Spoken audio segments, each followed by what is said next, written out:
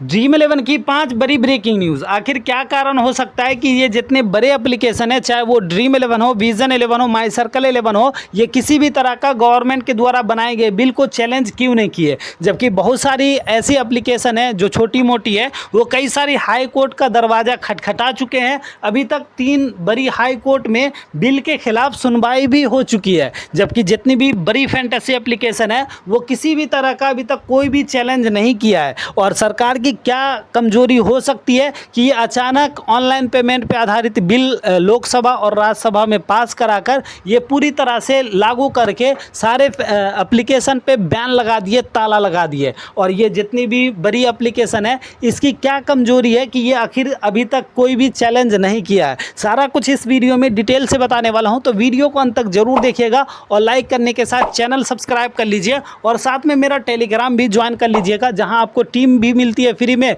और कोई भी न्यूज़ अपडेट आता है सारा इन्फॉर्मेशन मिल जाता है। तो जाओ इसी वीडियो के डिस्क्रिप्शन और फर्स्ट कमेंट में जो मेरा टेलीग्राम का लिंक मिलेगा, उससे मेरा टेलीग्राम जरूर ज्वाइन कर ले।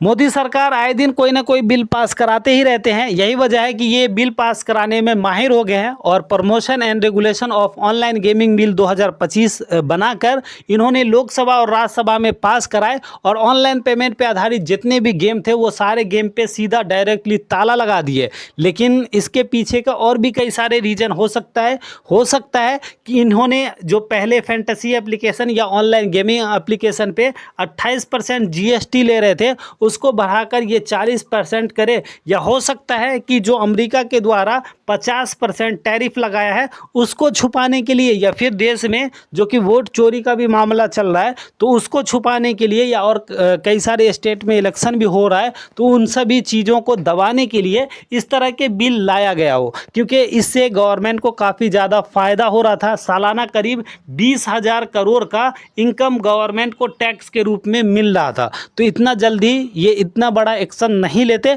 ये सभी चीज़ों को दबाने के लिए ही इस तरह का एक्शन लिया गया है। अब बात आती है कि आखिर ये जो जितनी भी बड़ी फैंटेसी एप्लीकेशन है, ये किसी भी तरह का चैलेंज क्यों नहीं किए। तो देखो, गवर्नमेंट के द्वारा क्लियरली कह दिया गया था कि अगर आप किसी भी तरह का इस तरह के बिल पे अगर आप चैलेंज करते हो तो सकता है कि मैं परमानेंटली इस तरह के एप्लीकेशन को बैन कर दूँ। तो इसलिए ये जितनी भी बड़ी एप्लीकेशन है, वो किसी भी तरह का चैलेंज नहीं किए हैं। जबकि यहाँ पे गवर्नमेंट के द्वारा ये भी कहा गया था कि मैं हो सकता है कि आगे मैं आप लोगों को बढ़ावा दे सकूं, क्योंकि ऑनलाइन सोशल गेम को गवर्नमेंट के द्वारा ही बढ़ावा मिलने वाला है। यही वजह है कि जितने भी फैंटेसी एप्लीकेशन है, वो उन्होंने पेड कॉन्टेस्ट को हटाकर फिलहाल फ्री कॉन्टेस्ट चला रहा है। क्योंकि ऑनलाइन सोशल गेम में ही आता है, अगर पेड कॉन्टेस्ट नहीं रहे, फ्री कॉन्टेस्ट रहे, तो वो ऑनलाइन सोशल गेम में आ रहा है। तो वो अभी भी चल रहा है और हो सकता है कि आगे वो फिर से जो पेड कॉन्टेस्ट है उनकी वापसी हो जाए। तो आगे किस तरह से वापसी होगी, आगे होगी या नहीं होगी, इन सारी चीज़ों को समझने के लिए बहुत सारी एप्लीकेशन है जो छोटी मोटी है, वो सब क्या किए हैं कि वो अलग अलग हाई कोर्ट में अपना अपना याचिका दर्ज करा दिए हैं। अभी तक 3 हाई कोर्ट में जो कि इस बिल के खिलाफ सुनवाई भी हो चुका है। आपको पता होगा कि A23 जो A23 रम्मी और भी बहुत सारी गेमें हैं, उनके वो जो है वो अपना याचिका 1 तारीख को कर्नाटक हाई कोर्ट में दर्ज कराए थे और इन पे काफ़ी सुनवाई भी हुई थी। क्या क्या सुनवाई हुई वो तो मैं आपको आगे बताने वाला हूँ। आगे बहुत सारी एप्लीकेशन दिल्ली, MP जैसी स्टेट में अपना अपना हाई कोर्ट में याचिका दर्ज, चाहे वो बूम 11 हो वगैरह हो, ये अलग अलग स्टेट में अपना याचिका दर्ज करवा दिया है। A23 तो कर्नाटक, जो कि 1 सितंबर को इस पे बहस भी हुआ था, उसके बाद बूम 11 और वगैरह जैसे एप्लीकेशन कोई दिल्ली में करा दिया है, कोई MP में करा दिया है, हो सकता है कि कोई मुंबई में करा दे, कोई कोलकाता में करा दे, कोई बिहार में करा दे। तो इस तरह से अलग अलग हाई कोर्ट में इसका बहस चलेगा, तो फिर गवर्नमेंट के लिए थोड़ा दिक्कत हो सकता है। तो गवर्नमेंट भी ऐसे कहीं ना कहीं एक्शन में आएंगे। फिलहाल अभी हाई कोर्ट का मामला है, तो अभी हाई कोर्ट में चल रहा है। वैसे दिल्ली और जो MP का हाई कोर्ट है, उन्होंने 31 सितंबर सितंबर का डेट दिया है बूम 11 को, वैसे कर्नाटक हाई कोर्ट जो कि 8 सितंबर का डेट दिया है आगे का याचिका के लिए। वैसे आगे का देखते हैं, जो कि बूम 11 के जो सीईओ हैं उन्होंने क्लियर कर दिया कि जिनका नाम गोपाल जैन है, फैंटेसी को कानूनी मान्यता थी, मैं सही तरीके से चला रहा था, लेकिन आखिर गवर्नमेंट क्यों अचानक बिल लाकर ये सारी एप्लीकेशन को बैन करा दिया गया, क्योंकि ड्रीम 11 पे बहुत सारे लोग शेयर भी खरीद रहे थे, क्योंकि ड्रीम 11 जितनी भी बड़ी फैंटेसी एप्लीकेशन था उसका शेयर भी बिकने लगा था। तो जो लोग अभी पैसा इन्वेस्ट ही किए थे तो वो सब का तो पैसा डूब जाएगा ना, जो बड़ी बड़ी शेयर खरीदे थे, काफ़ी पैसा लगाए थे।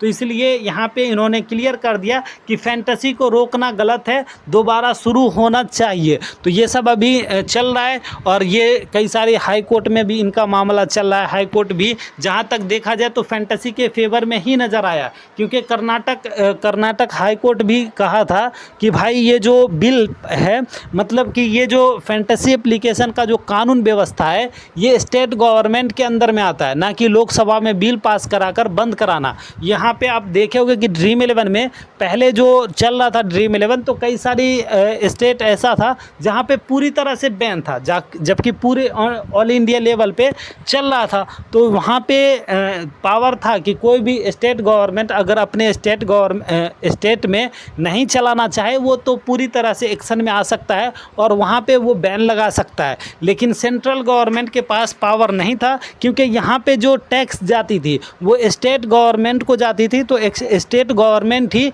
इसका एक्शन ले सकता था। लेकिन जो सेंट्रल गवर्नमेंट जो कि ये जो बिल पास किया है तो वो भी चाल चला है, वो सेंट्रल में बिल पास कराने के बाद स्टेट गवर्नमेंट से भी, मतलब राज्यसभा में भी बिल पास कराने के बाद ये सारे बिल पे मुहर लगाया है और सारे गेम एप्लीकेशन पे ताला लगाया है। अब देखो ये जो अलग अलग स्टेट में अलग अलग हाई कोर्ट में बिल चलेगा, तो सीधी सीधी बात है कि गवर्नमेंट को थोड़ा लड़ना, यहाँ पे दिक्कत का सामना करना पड़ सकता है, क्योंकि अलग अलग स्टेट में गवर्नमेंट नहीं लड़ेंगे तो सीधा सीधा सेंट्रल गवर्नमेंट ने क्लियर कर दिया है कि अब इसको सीधा खींचकर जो सुप्रीम कोर्ट है वहाँ लेकर आना है और यहीं पे बहस चलेगी, चाहे वो गवर्नमेंट के द्वारा जो बिल पास किया गया है तो आखिर क्यों कराया गया। ये तो पावर स्टेट गवर्नमेंट के पास था, टैक्स भी स्टेट गवर्नमेंट को जा रहा था और ये पूरी तरह से लीगल था, सही तरीके से चल रहा था, क्योंकि यहाँ पे बहुत सारी फैंटेसी एप्लीकेशन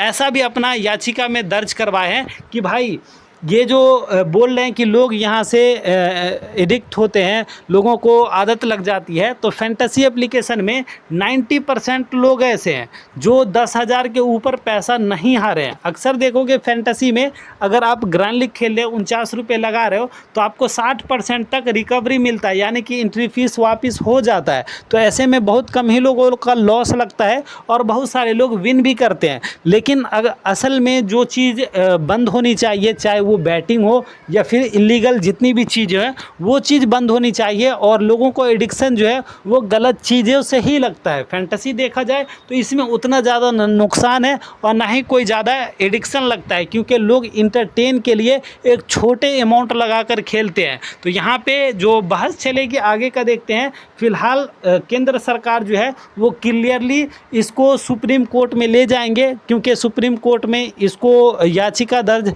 सारी फैंटेसी एप्लीकेशन से एक ही बार नोटिस ले सकते हैं और वहाँ पे डिसीजन देखते हैं। वैसे आगे जो 8 तारीख को यहाँ पे जो है वो कर्नाटक में आगे 8 तारीख को रिज़ल्ट आने वाला है, यहाँ पे 8 तारीख को बहस चलेगा। जबकि एमपी में जो नोटिस जारी हुआ है बूम 11 के द्वारा, तो यहाँ पे एमपी में जो कि